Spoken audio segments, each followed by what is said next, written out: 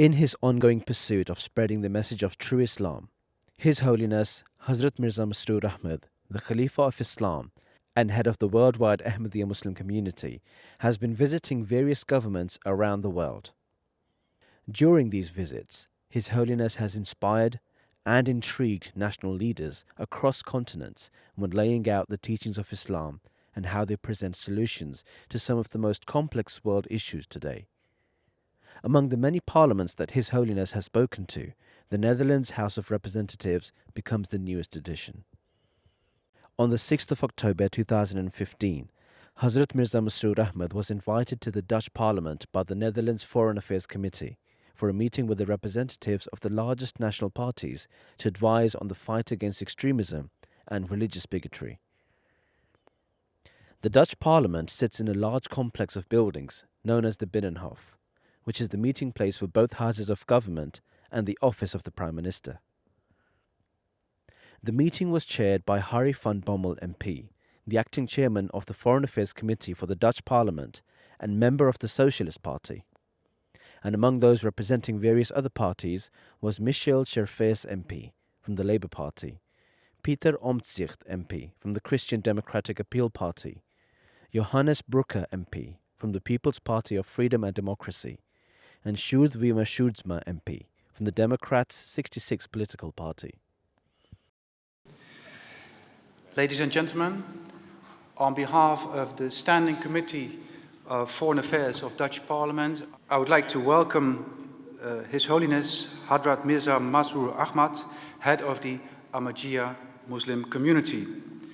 I'd also like to welcome our fellow parliamentarians from Sweden, Spain, Ireland, Croatia and Montenegro. Finally, I'd like to welcome the ambassadors of Spain and Denmark. This meeting is streamed live to an audience in the Netherlands, but also to viewers abroad. I welcome all of you. Your Holiness, it is an honor for the Standing Committee on Foreign Affairs to receive you today in the Dutch Parliament.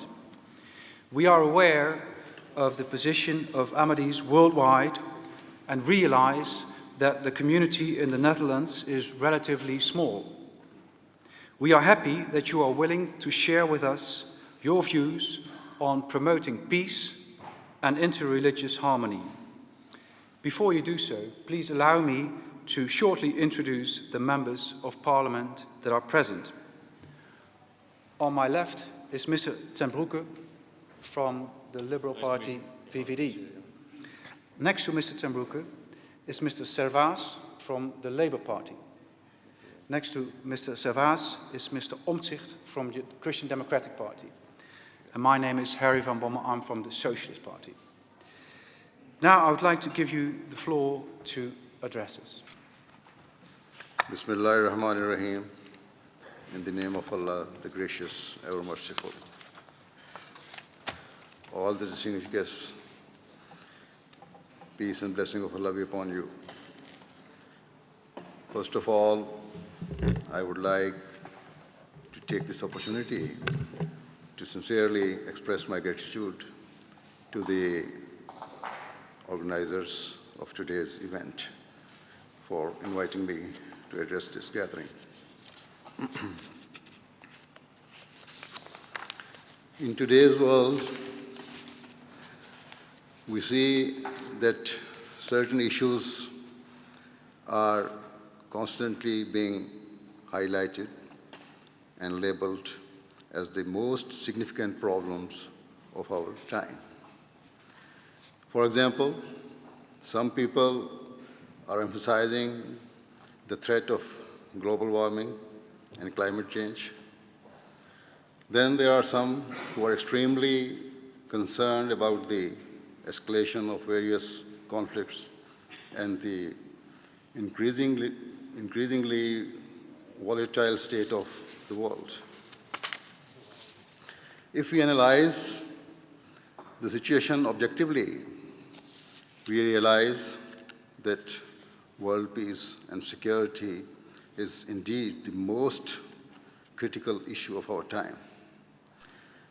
Unquestionably, with each day that passes, the world is becoming increasingly unstable and dangerous.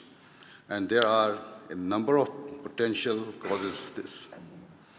For example, the financial crisis and economic instability that has affected many parts of the world may be one major factor.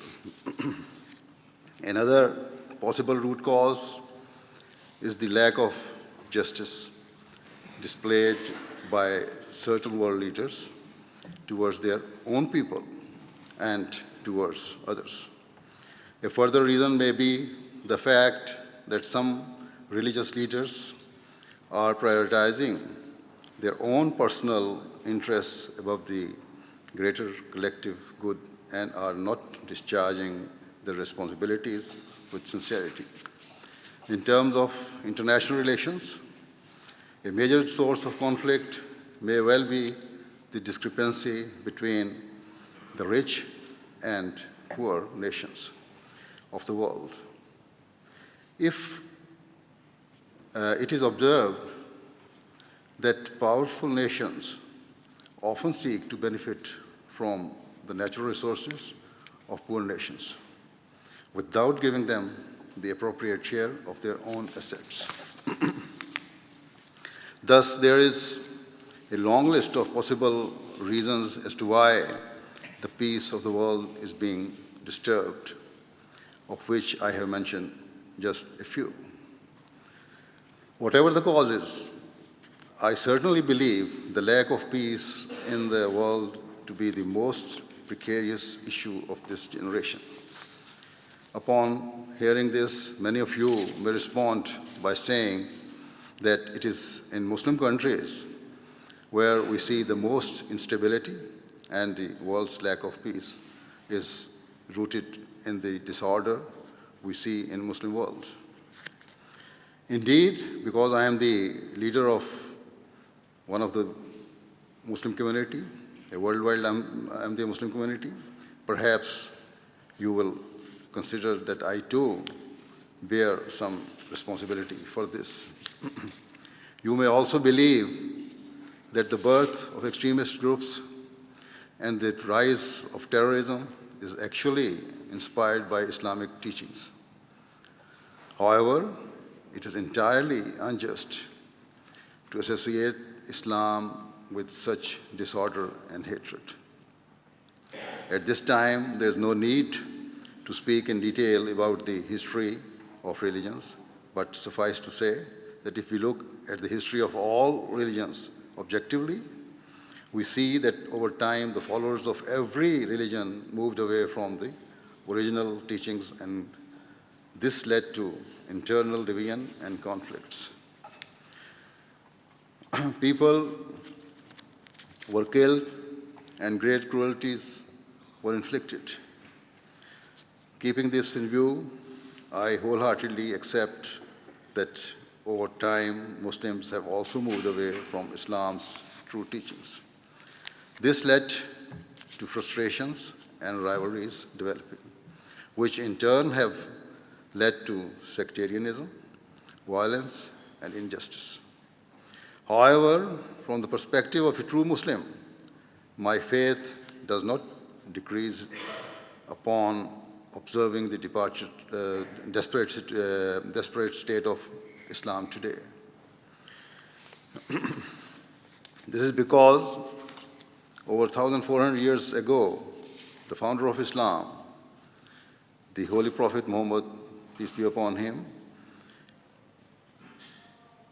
prophesied that gradually Islam's teachings would become corrupted and Muslims would enter into an age of moral decline.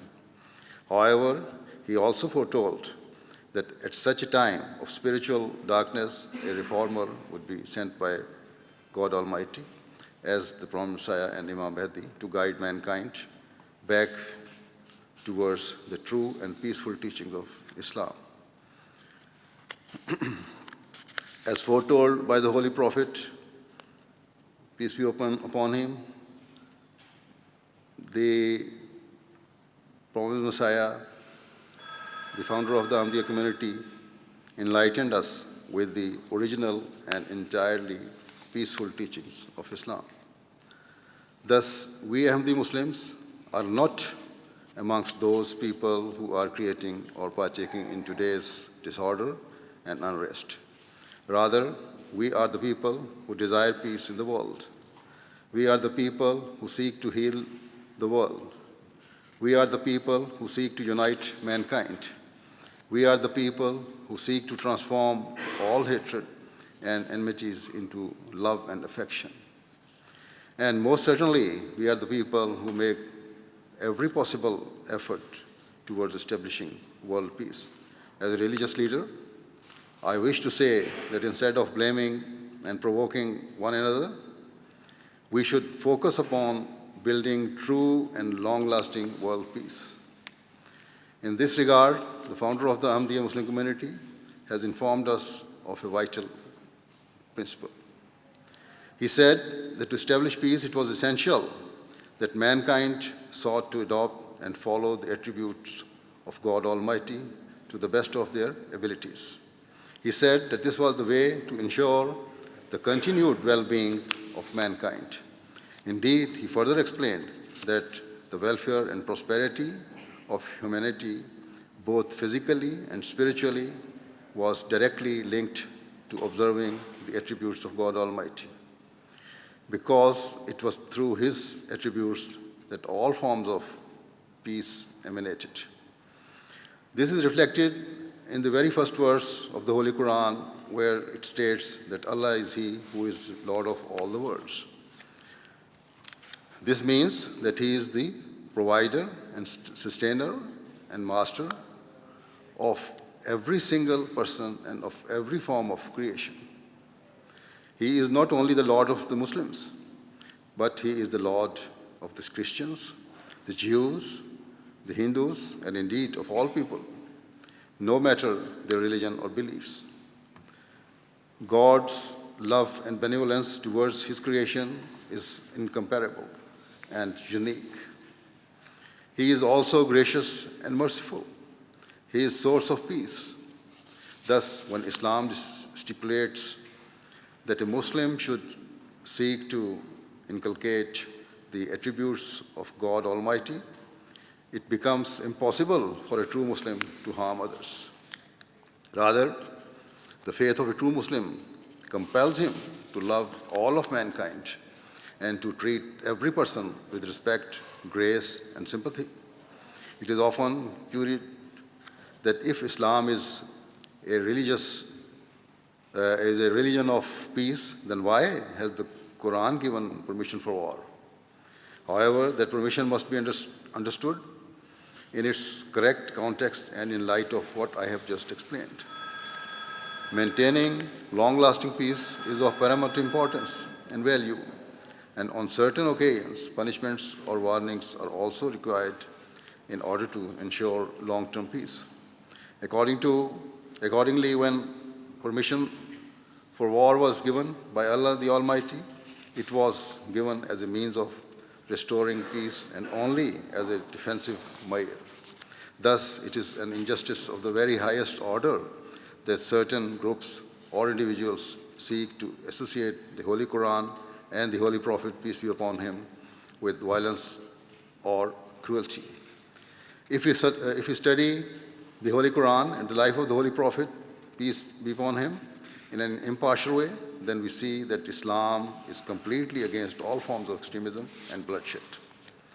Due to limitations of time, I cannot speak in detail, but nonetheless, I will mention certain basic Islamic teachings which prove beyond doubt that Islam is the religion of peace. As I just said, a basic and common allegation leveled at Islam's door is that it is a religion that promotes extremism and warfare. However, nothing could be further from the truth. Thus, in chapter 2, verse 191, Allah has commanded that war can only ever be justified as a means of defense. This point is reiterated in chapter 22, verse 40, which categorically states that permission for war is given only to those who have been attacked and upon whom war is forced. Further, where Allah the Almighty has given Muslim governments permission for war, it has been given only as a means to secure religious freedom and freedom of belief.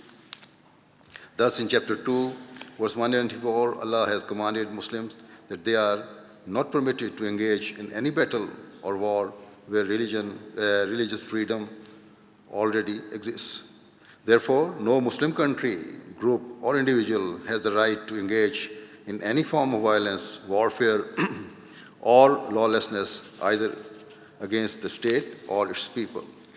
Quite simply, in Europe and in the West, the governments are secular, and a Muslim can never have the right to violate the laws of the land. To violently oppose the government or instigate any form of rebellion or insurgency. In fact, according to the true teachings of Islam, even if a person considers that he or she does not have the religious freedom while living in a non-Muslim country, they must not engage in dissent or lawlessness. Rather, they should leave that country and migrate to a place with more favorable conditions. In chapter 16, verse 127 of the Holy Quran, Muslim governments have been commanded that if they are ever attacked, they must respond proportionately and only to the extent of self-defense. Thus, the Quran is very clear that punishment should be limited and proportionate to the crime committed. In chapter 8, verse 62 of the Quran, Allah has said that if your opponents have ill intent and are planning to harm you, but thereafter decide to desist and move towards reconciliation, you must immediately accept their gesture and work towards a peaceful resolution, no matter what their motivation is. This Quranic teaching is a key principle for maintaining international peace and security. In today's world, there are many examples where countries have chosen to develop very aggressive policies in response to the perceived hostility of others. It seems they act upon the principle that it is better to destroy them before they destroy us. However, Islam teaches that no opportunity for peace should be wasted, and so even if there is only a glimmer of hope, then you must try and grasp it. In chapter 5, verse 9, Allah the Almighty has proclaimed that the enmity of a nation or people should never incite you to act otherwise than with justice and fairness. Islam teaches that in all circumstances, no matter how difficult, you must remain firmly attached to the principle of justice and integrity. Thus, even in a state of war, justice and fairness are of paramount importance. And when a war concludes, the victor must continue to be just and never resort to undue cruelty. However, in today's world, we do not find such high moral standards and levels of integrity. Rather, after a war is finished, countries impose sanctions and restrictions that limit the progress of the defeated parties and prevent their nations from attaining true freedom or independence. Such policies are harming international relations and can only ever increase frustrations and have a negative impact. The truth is that sustainable peace can never be established until there is justice and at every level of society. Another important teaching of Islam, which we find in chapter 8, verse 68 of the Holy Quran, states that Muslims are not permitted to take prisoners outside of a state of war. Hence, extremist and terrorist groups who are taking prisoners for no reason are acting completely against the teachings of Islam. Indeed, according to reports, they are not just taking prisoners, but are also inflicting the most barbaric cruelties upon their victims. What these terrorist groups are doing can only be condemned in the strongest possible terms. On the other hand, the Quran teaches that even where prisoners are justifiably taken, it is better to exhibit favor upon them and to release them wherever possible. A golden principle for the establishment of peace is given in chapter 49, verse 10 of the Holy Quran, where it says that if there is dispute between nations or groups, third parties should seek to mediate and to bring about a peaceful resolution to the conflict. In the event of an agreement, if either party unjustly seeks to subjugate the other and contravenes the negotiated settlement, then the other nations should unite and use force, if necessary, to stop the aggressor. However, once the aggressive party withdraws, they should not be humiliated or unduly restricted. Rather, they should be permitted to move forward as a free nation and a free society. This principle is of great significance in today's world, and in particular for the major powers and international organizations such as the United Nations to act upon. In terms of establishing world peace, an extremely momentous principle ensuring universal religious freedom is enshrined in chapter 22, verse 41 of the Holy Quran. The Quran states that if permission for war was granted, then in addition to mosques, churches, synagogues, temples, and the places of worship of all religions would be in grave danger. Thus, where Allah the Almighty permitted the use of force, it was not just to save Islam, but to save religion itself. In truth, Islam guarantees the freedom, liberty, and protection of the people of all religions. Islam protects the right of every individual to follow his or her own chosen path or belief. I have narrated before you just a few points from the Holy Quran, which are means for fostering unity at all levels of society and in all parts of the world. These are the golden keys to peace that the Holy Quran has handed to the people of the world. These are the teachings which were followed perfectly by the Holy Prophet of Islam and his true companions. And so, in conclusion, I would like to reiterate once again that the world stands in desperate need of peace and security. This is the urgent issue of our time. All nations and all peoples must come together for the greater good and unite in their efforts to stop all forms of cruelty, persecution, and injustice perpetrated in the name of religion or in any other way. This includes the mockery of any religion which can incite frustrations and resentment, and of course also includes the hateful activities of extremist groups who are falsely justifying their evil acts in the name of religion. Furthermore, we must be sincere with all nations and seek to help them so that each and every country can prosper and realize its potential. The jealousies and rivalries that we are seeing are a result of a mad hunger for wealth. In this regard, the Holy Quran has given a golden principle stating that one should not covet the wealth of others with greed. By following this teaching, we can promote world peace. At every level of society, the requirement of justice must be fulfilled so that each person, regardless of creed, caste, or color, is able to stand upon his or her own 2 feet with dignity and honor. Today, we are seeing many first world countries increasing their investment in the poor and developing nations.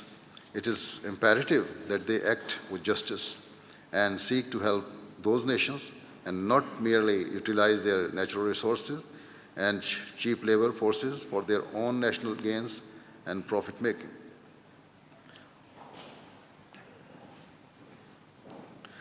They should seek to reinvest the majority of what they earn in those countries and use the wealth to help the local people develop and to flourish. If the developed countries act in this way, it will not just be of benefit to the poorer nations, but will prove mutually beneficial.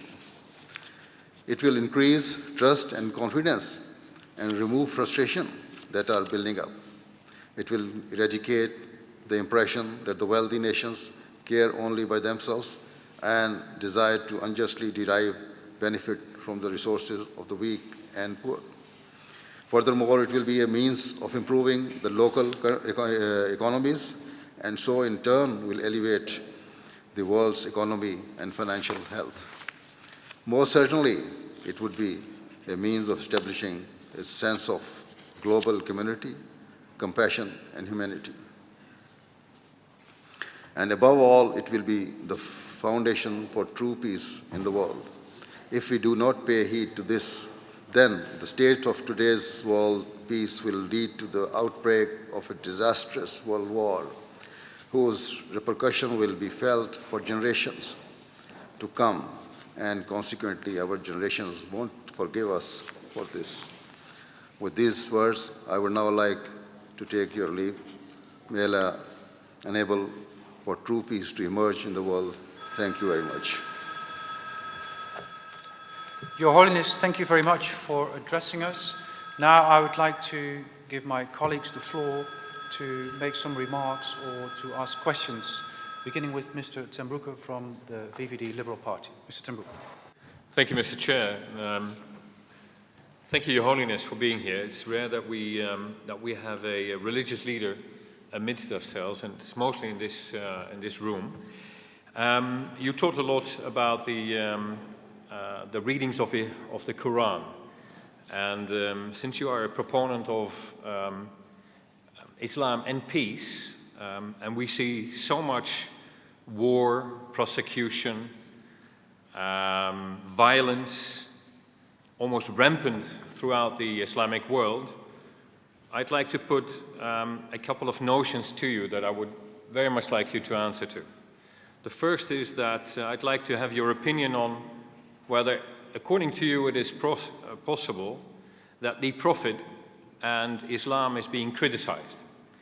And if that happens, you gave a lengthy explanation about what is in the Quran, but as you understand, in a liberal democracy, the Quran has no jurisdiction.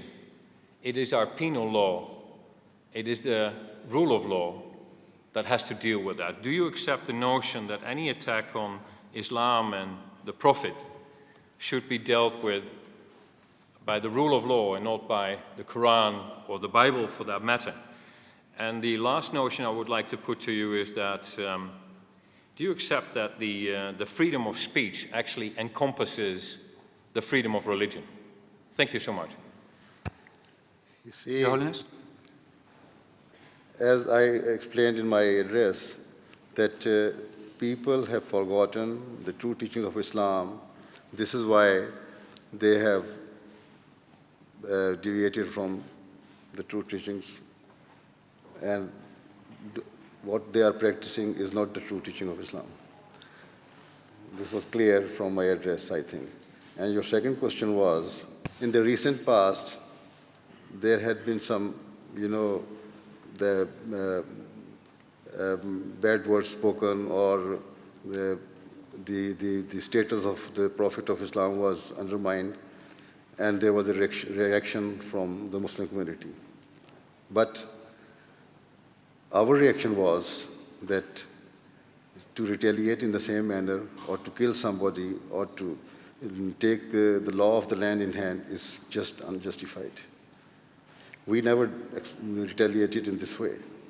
We did not react in this way. Rather, our reaction was, as a Muslim community, I spoke in my sermons, and that is widely listened to almost all over the world through our television channel. And I said that this is not the reaction. The true reaction is that we should try to adopt the peaceful teachings of Islam, and every Ahmadi, every Muslim should express his Islamic teachings, and it should be, it should be portrayed from your being, that this is the true Islamic teaching. And then we should pray to God as a religious community and pray to God that may Allah give sense to the people of the world who are just humiliating the people of God, the servants of God, no matter whether it's the Holy Prophet of Islam or Jesus or anyone else. So all the religious leaders should be respected in an appropriate way. You see, if you are just smoking, as I said in my address, and trying to ridicule the prophets or any of the leaders, then there's a natural reaction from some people that they will retaliate in the same manner. Sometimes they cannot control their passions. So, you see, it's a two-way flow, give and take. Everybody should respect every person. These are the human values. So we should consider human values also. And as far as the law of the land is concerned, I have already explained that whether if the law allows you to speak whatever you like, okay, well, that law is made by the people. And this is why there have been so many amendments time to time in almost every part of the world. Whenever you enact any law, then after some time you make amendments in it. So it means you yourself are not satisfied with the law you have enacted. After, when the conditions change, you think that now we should change the law. Or this law does not give the satisfied solution to the problem of today. So you cannot say that the law is perfect, and if the law of the land is humiliating the leadership or any person whom you love is right. Okay, you have the right to say whatever you like, but in my opinion, you should not have the right to speak ill of somebody whom I love in front of me. Anyway, here in the Western world, if you have the right to openly speak against any person, no matter whether he's a prophet or leader or whatever he is, but the human values, actually, I feel, should stop you from doing this thing. Even if law says that there's a freedom of speech, okay? There's a freedom of speech, but you should put some restriction on this freedom. Otherwise, there will be disturbance and frustration in the world. And that is what you have been seeing. See, if you have experienced anything good with this reaction, then okay, I will admit that it should continue like this. If we see that there's a mass reaction from the Muslim world on this issue, when you try to humiliate the Prophet, then I think we should consider that why should we take such actions, or why should we emphasize on those things which are hurting the sentiments of others?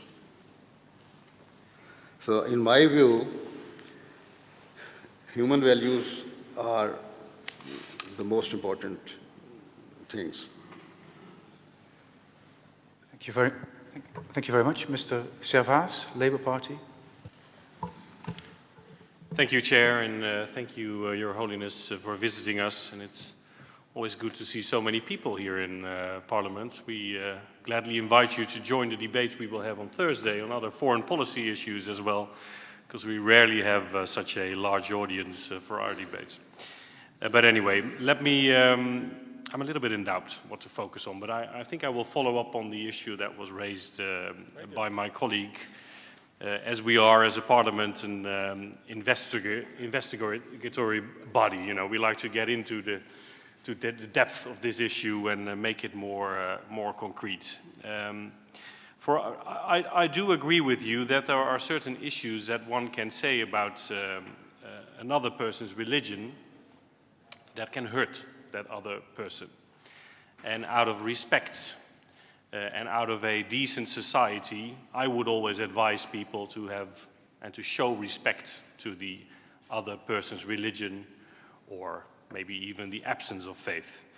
But I also believe in, maybe not that the law is perfect, but I do believe in the principles set out by the French philosopher Voltaire.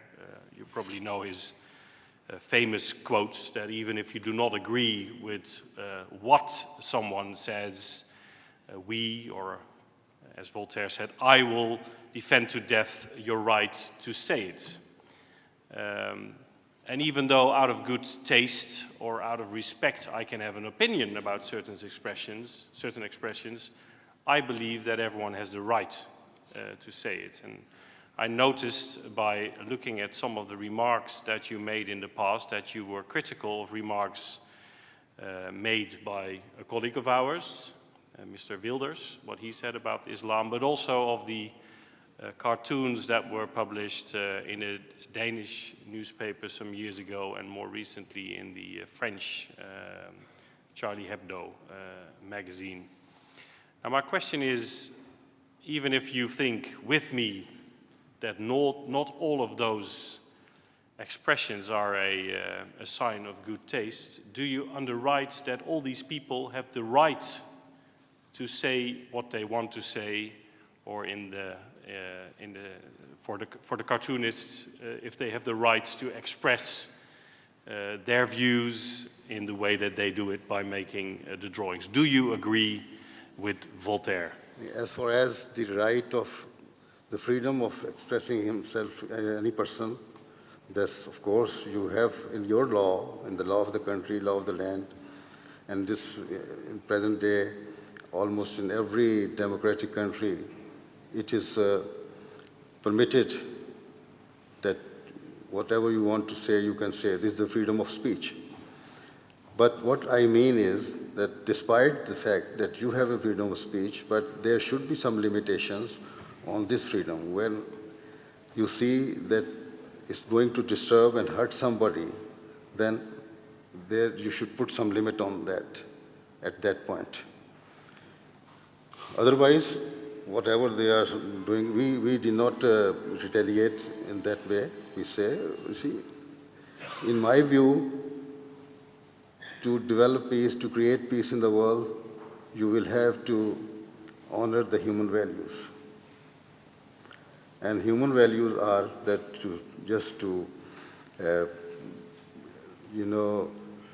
give weightage to the sentiments of others.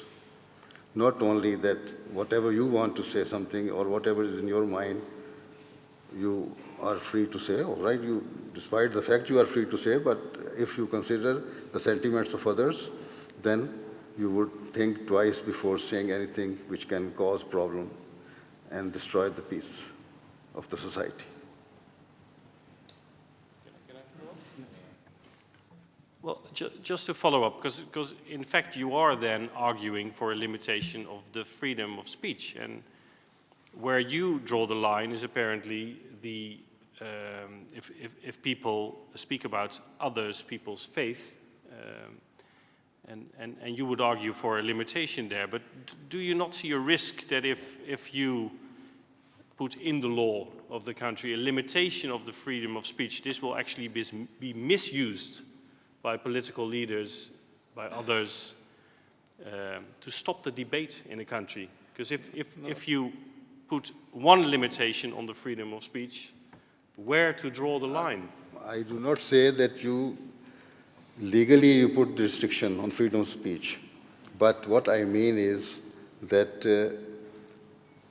we should realize the importance of peace and the importance of sentiments of others. If we do realize this thing, then every sane person would think twice before saying anything wrong to other person. If, in your view, the peace of the society is the foremost thing, then I think, despite the fact that you have a freedom to say anything you want, but a sane person will think twice. As far as I am concerned, I will never say something ill about somebody, because I know, even in your day-to-day matters, in your home, if you heard the sentiments of your wife or your brother or somebody, you see, there's a disturbance in the house, and you would like that you had not said these words. It would have been better. So this all depends on the considerations. But it does not mean that there should be, you are free, you see. If everybody is free to say something, you cannot speak about the anti-Semitism. You cannot speak about the Jews, right? What happened during the Second World War. Every person has a right, but it is widely, unliked. Even there are some countries, whenever you are speaking about Jews and what happened and anti-Semitism, then the law will get hold of you. It means there are some restrictions somewhere already imposed by the law. Mr. Omtzigt from the Christian Democratic Party. Thank you, and thank you for your clear speech and your promotion of peace. I'm well aware that your community suffers, for instance, in your own country of Pakistan, where the constitution doesn't even recognize you as Muslims due to the Second Amendment to the constitution, such that you're in, for us, a strange position of being a minority within a Muslim state. From that perspective, if we're now looking at the Middle East, where the Syria and Iraq war is spilling over to a number of countries around it, and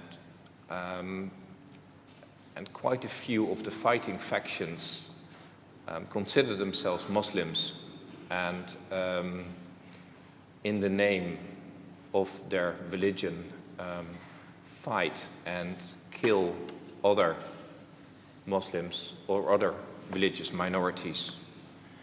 What would your view be of those killings, and what could we do to stop them? You see, what is happening there in the Muslim world today in Syria and Iraq? The conflict is between the government and the rebels.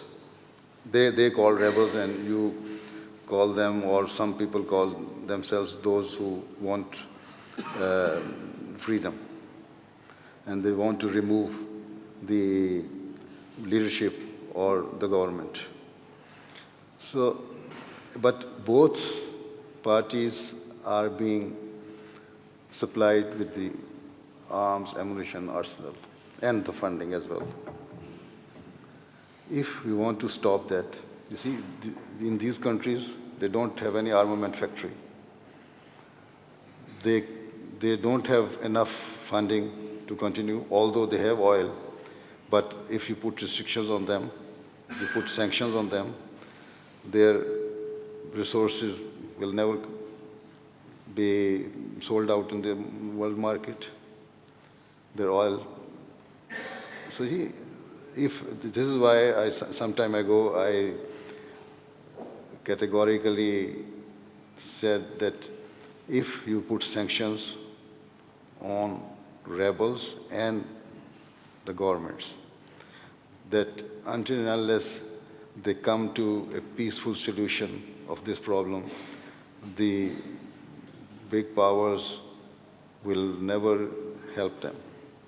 And if you can put sanctions on Russia and destroy their economy, or to some extent, disturb their economy, why can't IS government or Daesh be stopped from doing so? Where the funding is coming from, and where they are getting their arsenal from. See, it is you politicians who should think about that, how to stop it.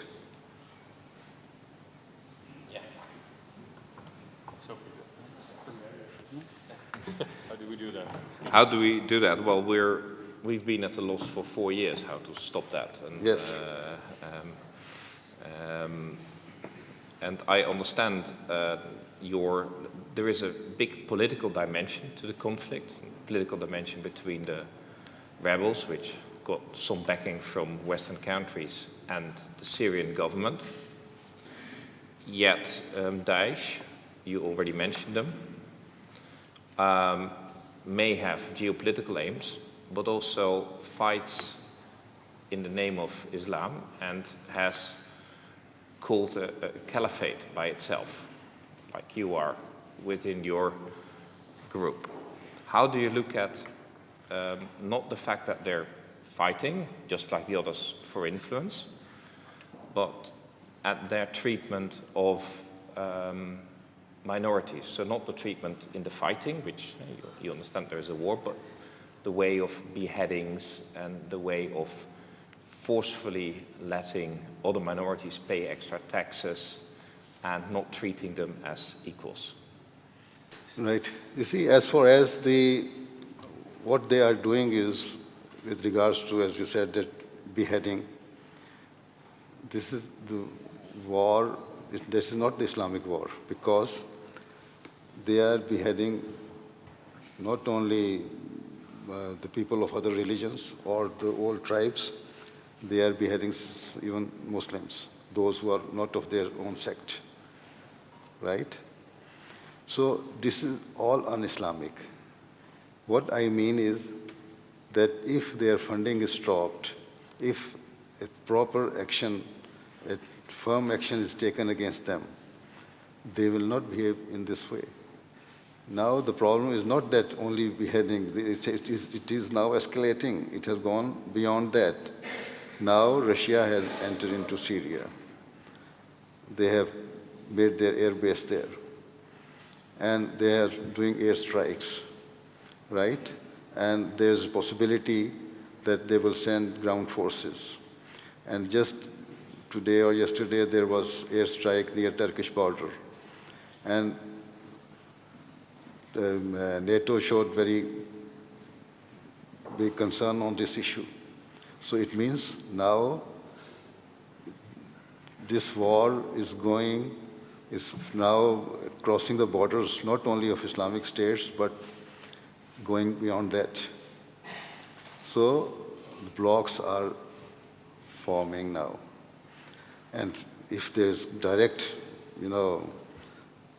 clash between Russia and America or any other NATO countries, then the world is going to be in great havoc. This is what my concern is. So as far as beheading is concerned, it's just an Islamic thing.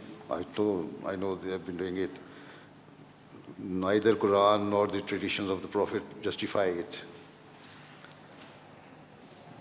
So, but even then I can say that if they are properly, any action is properly taken against them, you can just stop the situation. This is again the duty of the big powers, the big countries. Either you help the neighboring Muslim countries, try to give them some help so that they can take action, or at least help them in any other way, or stop funding. So nothing can be done without funds, and nothing can be done without arms and ammunition. And arsenals. And all these things are, they cannot themselves do it. They are purchasing arms from the West, underhand dealing. I don't know how do they do it, but it seems as if it is some underhand dealing. Or some people say it's offshore dealing. And selling up their oil, their resources. So if you put proper sanction on them, you can control them. So these beheading and such type of things, that they are now just very petty matters. The big problem is coming out is the blogs are forming, and there you should just ponder over it. Thank you very much. Mr. Sjoerdsma from the Liberal Democrats, D66.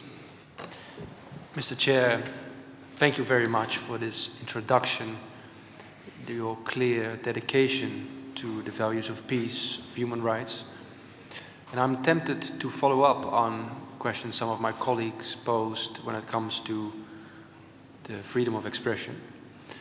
But I wanted to ask your view on another topic, on those youngsters in our country, young men, young women, who are tempted by a radical extremist version of Islam to join the fight in countries like Syria, countries like Iraq. What would you say to those youngsters tempted by this perverted version of your faith? What would be your advice? What would be your call to them?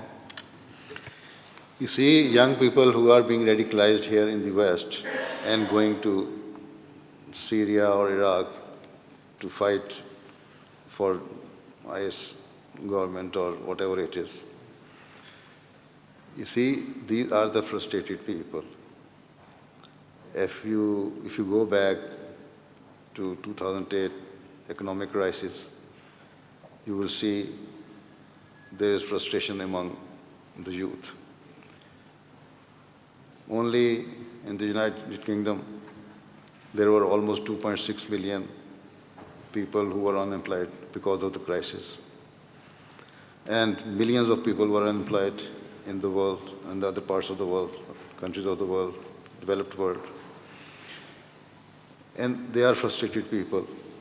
When they were asked, and among quite a big number of them are immigrants from Asia and other countries.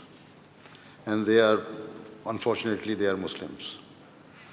So when they see that they are being given, or they are being,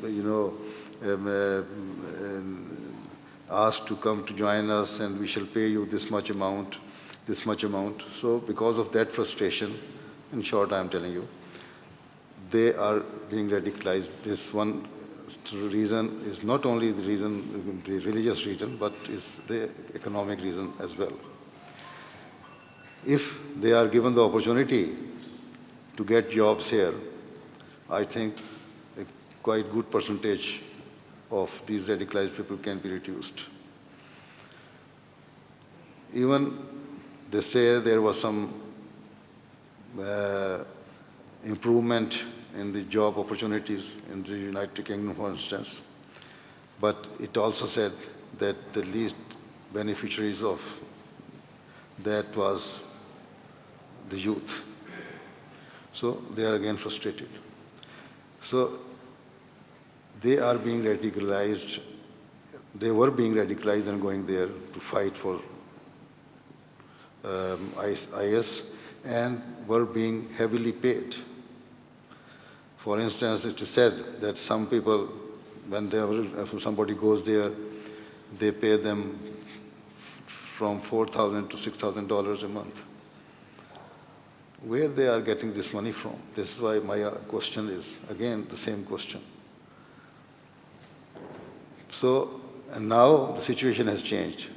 Now they are saying they are still radicalizing through internet and other means, but they say now those people, especially the Muslim youth or families living in the West, should not come to Syria or Iraq anymore.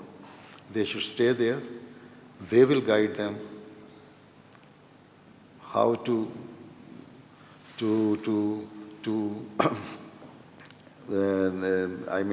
work for their interests in these Western countries. And it is also said that now our attack will be cyber attack. So this is it's a chain, a vicious circle now.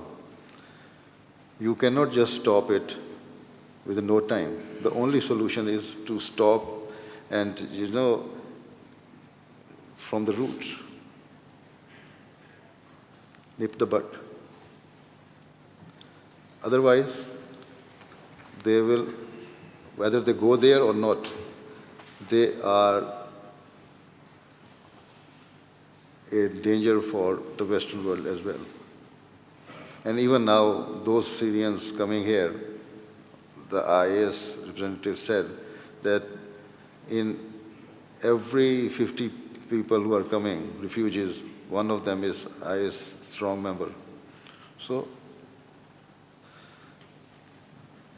this is one of the reason, economic reason. And then they are, secondly, is religious reason as well, because they do not know the true teaching of Islam, those who are Muslims. And even there are some local native people who have accepted Islam and have been radicalized. And even they are more, cruel than the Asian Muslims. Sometimes it is said by the news, the journalists who have gone there. So the only thing is that stop their funding and stop their supplies in every respect. Thank you very much. Please allow me to ask you a last question, which is related to the position of Ahmadis worldwide. As we all know, Ahmadis are worldwide persecuted in many countries, but especially in Islamic countries, such as Pakistan and Saudi Arabia. What can Western governments and Western parliaments, what can we do to help stop, to help end the persecution of Ahmadis worldwide? You see, it is said that nowadays, almost in every country, there is democracy, whereas it is not. If there is democracy, why can you remove the president or prime minister who has been on their seat for a long time? So there's some limited type of democracy or modified type of democracy in those countries. So, and because these countries are also getting help from the Western world. So if you want to curb the unpleasant situation everywhere in the world, it's not only that the Ahmadis are being persecuted. In some places, Christians and other religions are also being, persecuted. So the only thing is that you ask the governments to enact their laws in the manner that gives the right of freedom of speech and religion to every person, no matter, even in you see, those Muslim countries, they say that they read Quran, but Quran categorically says that there is no compulsion in religion. If there is no compulsion in religion, then why should they be persecuted? So it is only the pressure, if you can put the pressure on them, that not only, it's not a matter of Ahmadis, but a matter of every person who is being denied of his right of freedom in any way should be helped. Thank you very much. On behalf of the Standing Committee of Foreign Affairs I would like to thank you, Your Holiness, for addressing us, for sharing your views with us. I know that you are going to be here for a longer period than just today. I'd like to wish you success on your mission, and we hope to one day meet you again in Parliament. Thank you very much. Thank you. Thank you very much. I think it's extremely important, your message, your visit, that the Dutch people understand that Muslim is not only something they have to be anxious about.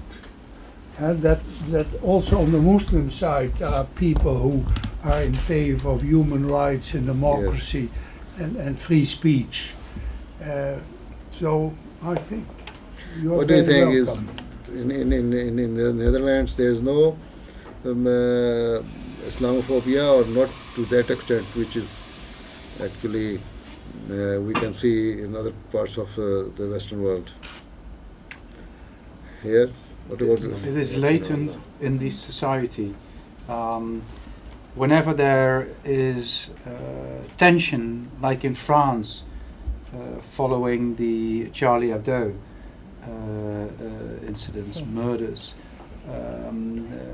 other incidents happening in the world, then we feel the tension in this country as well. So we don't know where things might lead to in the future, but there is tension and there is Islamophobia also in this country. Yes. Unfortunately. Yes, that is. And if they don't hear something positive from time to time, it may get worse. Yeah. So you give us time to speak about on this issue time to time, so that people will get to know that what is the true teaching of Islam. That is why we invited you to Parliament in the first place. Absolutely, yes. And I think our Parliament did a very good job on this. Yes. I agree. Thank you very much. I started out as a diplomat, so I'm very interested in international affairs, and I'm very worried about what's going on in the Muslim world.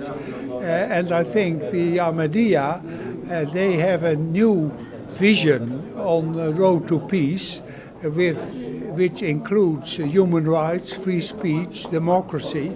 And I think it's very important that we in the West, we know about that, because otherwise we think all the Muslims are the same. And it's important, I think, that we pay attention to the positive elements in that religion. Well, I was a member of the PVV, my former boss, Geert Wilders. And in that period, I believe that Islam was, what you read in the newspapers, in the media, Islam was intolerant and disrespectful to women and promoting terrorism and all these ridiculous ideas. And I even believed that, because that was the knowledge that I had at that moment. But during a certain amount of time, I was getting doubts.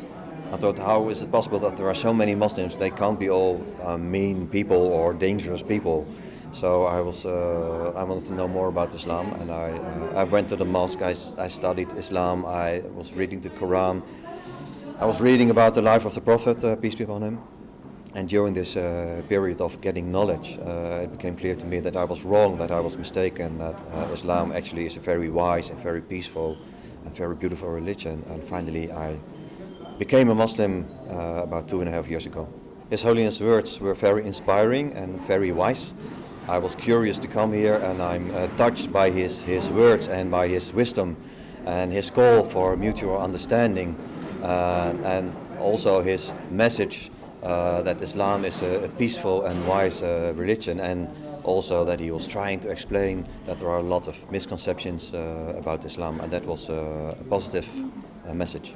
I think it is important right now, while we are having the debate in this country on the freedom of speech, at the same time we are discussing the situation in the Middle East. It is important to have a Muslim leader talking about interreligious harmony, about peace, and about the freedom of religion. Those three aspects are core at the core of the debate in the Netherlands, and it's good to have a Muslim leader talking about these subjects in this country right now.